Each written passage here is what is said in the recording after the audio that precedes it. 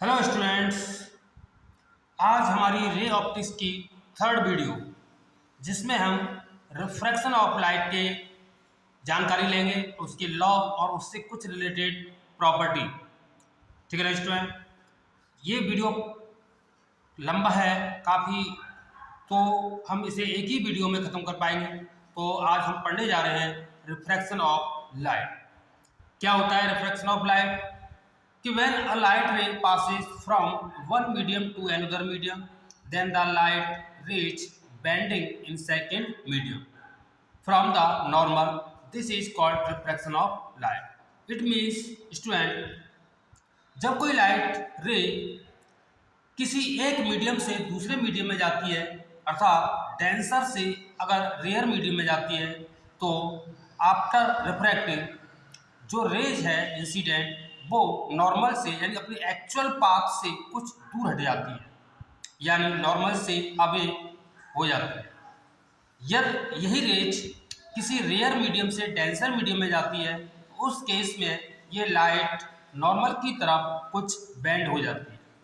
तो इसी को हम कहते हैं स्टूडेंट रिफ्रैक्शन ऑफ लाइट। जब कोई रेज एक मीडियम से दूसरे मीडियम में जाती है तो वो अपने एक्चुअल पाथ से कुछ डेविएट हो जाती है। इसी फिनोमेनन को हम कहते हैं रिफ्रैक्शन ऑफ लाइट। इसका क्या रीजन होता है स्टूडेंट? ध्यान दें स्टूडेंट, इसका रीजन यही है स्टूडेंट कि जब कोई लाइट रेज किसी एक मीडियम से दूसरे मीडियम में जाती है, यानी ये कह सकते हैं कि डिफरेंट मीडियम में लाइट की जो स्पीड होती है वो डिफरेंट होती है, यानी स्पीड की चेंज होने की वजह से ऐसा हमें दिखाई पड़ता है रिफ्रैक्शन ऑफ लाइट। ठीक है ना स्टूडेंट?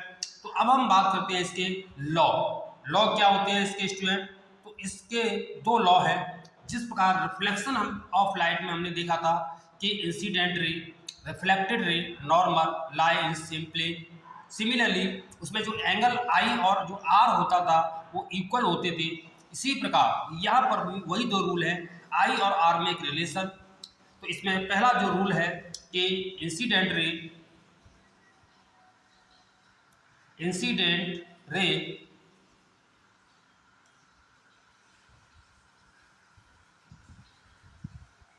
रिफ्रैक्टिव रे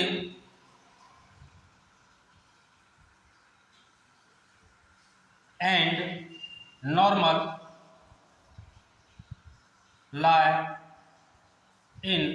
lie on same plane।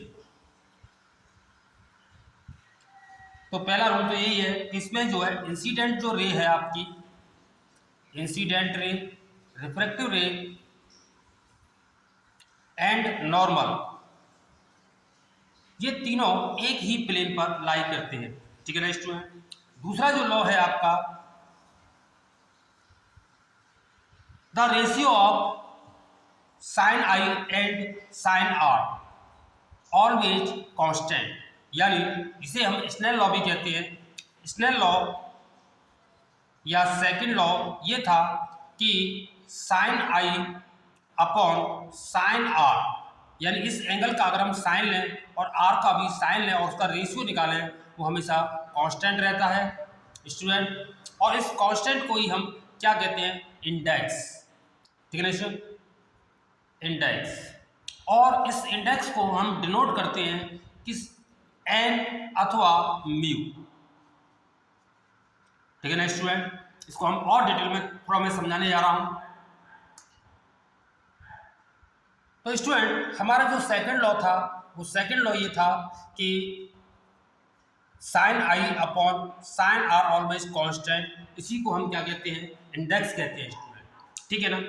यदि कोई रेज सपोज मीडियम 1 से मीडियम 2 में जाती है, तो इसको इंडेक्स के रूप में हम इस प्रकार लिखते हैं 1 म्यू 2। इसको रीड कैसे करते हैं student? Index of second medium with respect to first medium.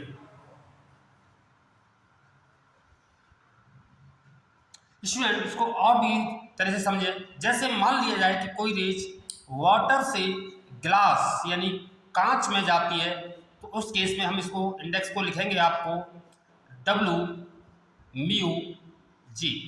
इसको हम रीड करेंगे, index of glass with respect to water, यानी ग्लास की जो इंडेक्स है वाटर के रेस्पेक्ट में। ठीक है ना स्टूडेंट। अब हम इसी को और थोड़ा सा बढ़ाते जाते हैं कि इस 1 μ2 को हमें कभी कभी जरूरत पड़ेगी आपको कि हमको इसको ऐसे भी ले सकते हैं μ2 अपॉन μ1, अथवा हम इसको ऐसे भी ले सकते हैं 1 अपॉन, ये चेंज कर देंगे 2μ1। जैसे हमने ये लिखा डब्ल्यू म्यू जी, तो इसको हम इस प्रकार लिखेंगे a mu g upon a mu डब्ल्यू। इसका मतलब ये होता है स्टूडेंट, यहाँ ए इट मीन्स एयर या वैक्यूम, कि एयर के रेस्पेक्ट में ग्लास की इंडेक्स अपॉन एयर के रेस्पेक्ट में वाटर की इंडेक्स। इसको हम बोलेंगे ग्लास की index with respect to water. ठीक है ना स्टूडेंट। तो इस चीज़ को आपको ध्यान रखना है। यहाँ जो एयर के रेस्पेक्ट में जो इंडेक्स मेजर की जाती है किसी भी मीडियम की, तो उसको हम कहते हैं एब्सोल्यूट इंडेक्स। यानी एब्सोल्यूट इंडेक्स क्या होती है आपकी,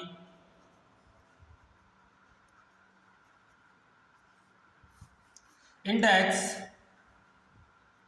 of medium with respect to air या वैक्यूम बोल सकते हैं।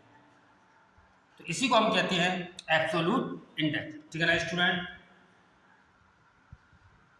तो इस प्रकार अब हम कुछ और पॉइंट भी लेने जा रहा हूं, मैं इसके थोड़ी सी पूरी इंडेक्स के बारे में एक एनालिसिस करा रहा हूं।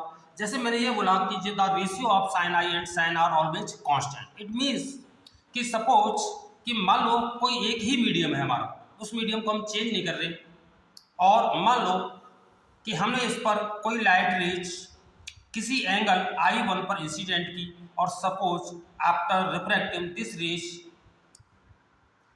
नॉर्मल से एंगल R1 बनाती है।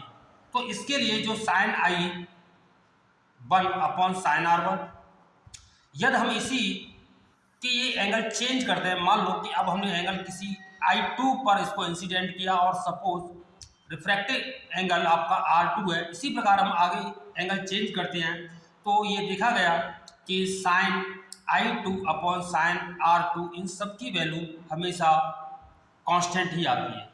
ठीक है ना, इसी को हम कहते हैं इंडेक्स। ठीक है ना स्टूडेंट। अब स्टूडेंट एक बात और आपके दिमाग में कि ये हम कैसे पहचानें कि कौन सा मीडियम डेंसर है और कौन सा रेयर मीडियम।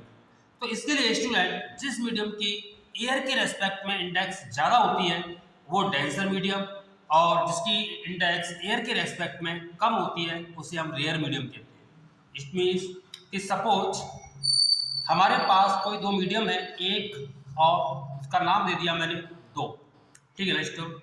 अगर इस मीडियम की जो इंडेक्स है सपोज μ1 और इसकी मीडियम की जो इंडेक्स है वो μ2 है, यदि इंडेक्स μ1 ग्रेटर देन μ2, यदि μ1 की वैल्यू μ2 से ज़्यादा है तो हम मीडियम 1 को डेंसर मीडियम बोलेंगे, और जो सेकंड मीडियम है उसको हम रेयर मीडियम बोलते हैं।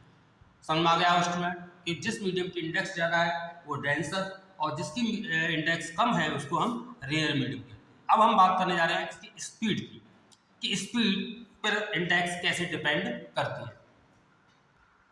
तो स्टूडेंट अब हम बात कर रहे हैं स्पीड की। स्टूडेंट ध्यान रखना कि यदि कोई रेज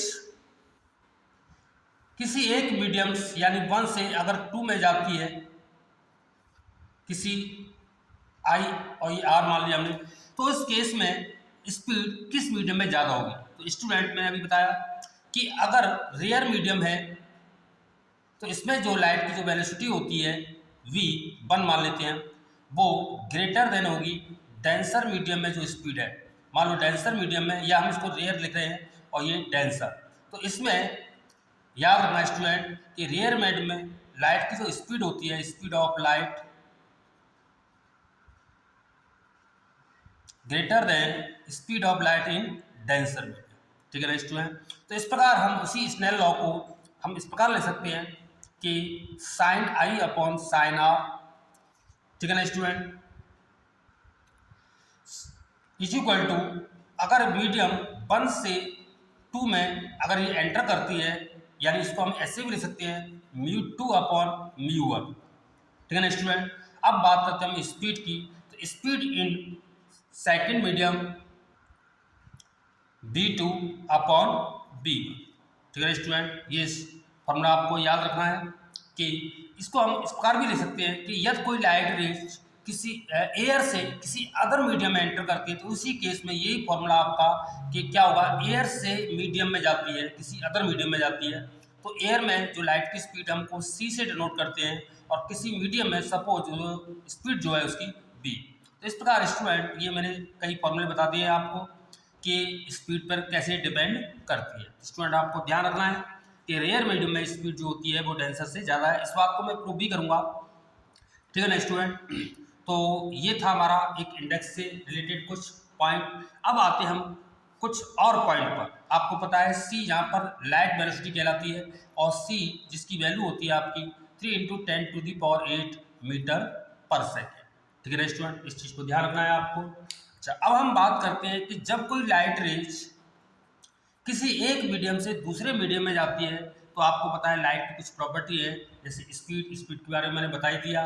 ठीक है ना, वेवलेंथ होती है, फ्रिक्वेंसी होती है, तो क्या चीज़ चेंज होती है और क्या चीज़ चेंज नहीं होती है। तो स्टूडेंट इसका एक तरीका बताता हूँ मैं कि मान लो कि मीडियम ये 1 है और ये आपका 2 है। ठीक है ना, हमने कोई लाइट इस पर 1 से मीडियम में इंसिडेंट की और सेकंड में वो गई किसी एंगल r पर। ठीक है ना स्टूडेंट। तो अब क्या होगा, मान लिया जाए कि अगर इस 1 मीडियम में इस जो लाइट हमने जो इंसिडेंट की है, इसकी स्पीड सपोज v1, वेवलेंथ λ1, और मान लिया जाए कि फ्रिक्वेंसी f1 है। तो स्टूडेंट आफ्टर रिफ्रैक्ट अब इस रेज की क्या चीज़ चेंज होगी, तो यहाँ पर मैंने स्पीड जो मानी v1, यहाँ पर वेवलेंथ λ1 और फ्रिक्वेंसी f1 मानी। तो सेकंड मीडियम में इसकी जो स्पीड है वो चेंज हो जाएगी स्पीड। अभी मैंने आपको बता ही दिया था, ये डिपेंड करता है कि मीडियम हमारा रेयर है या डेंसर। तो मान लो कि इस मीडियम में इसकी स्पीड v2 हो जाएगी। स्पीड चेंज होने की वजह से इसकी वेवलेंथ भी चेंज होगी, क्योंकि b = आपको पता है f λ होता है। ठीक है, बट स्टूडेंट ध्यान रखना, इसकी फ्रिक्वेंसी डज नॉट चेंज, यानी फ्रिक्वेंसी इस मीडियम में f1 थी तो आपकी इसमें भी f1 ही रहेगी, यानी केवल आफ्टर रिफ्रैक्टिंग इसकी फ्रिक्वेंसी चेंज नहीं होती है, बाकी सब जो स्पीड है, वेवलेंथ है, वो आपकी चेंज हो जाती है। समझ में आया होगा स्टूडेंट। चलो स्टूडेंट्स, कुछ और इसकी प्रॉपर्टीज़ के बारे में बता देता हूँ मैं। प्रॉपर्टीज़ क्या, एक एनालिसिस करना है आपको, विश्लेषण यही करना है कि यदि ऐसा हो कि मान लो कि हमारे पास कोई 2 मीडियम एक जैसा है। ठीक है ना स्टूडेंट, और इस मीडियम को मैंने 1 नाम दिया, ये 2 है, और ये आपका वापस 1 है।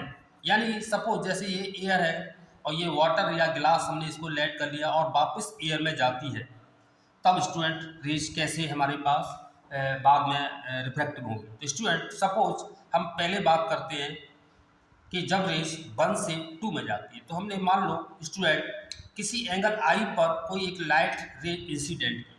ठीक है ना स्टूडेंट, अब एयर से गिलास में है तो आपको ये पता चल गया कि ये आपका रेयर मीडियम है और ये आपका डेंसर मीडियम है। तो जो एक्चुअल पाथ है तो वो इससे क्या हुआ, थोड़ा नॉर्मल की तरफ बेंड हो गया। सपोज वो जो एंगल है आपका मान लिया R है।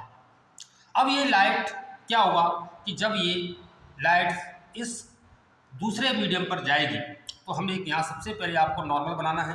तो आपको पता है कि ये नॉर्मल और ये नॉर्मल पैरेलल हैं, और पैरेलल जब लाइंस होती हैं और कोई लाइन इसको इंटरसेक्ट करती है, तो आपको पता है ये जो एंगल है इक्वल होते हैं। तो ये R है, तो इस प्रकार ये इस पर R से ही इंसिडेंट होगी। ठीक है ना स्टूडेंट, ये प्रॉपर्टी आपको पता होगा। अगर ये X है तो आपका ये भी X ही होता है। ठीक है ना, जब दो लाइन पैरेलल, क्योंकि यहाँ नॉर्मल है ये भी नॉर्मल है, तो ये आपस में पैरेलल होंगे, तो समझ में आएंगे। अब क्या हुआ कि मान लो कि अब ये रेज निकली, अब ये हमें एंगल नहीं पता, सपोज वो जो एंगल है हमने X लेट कर, तो इसने लगाया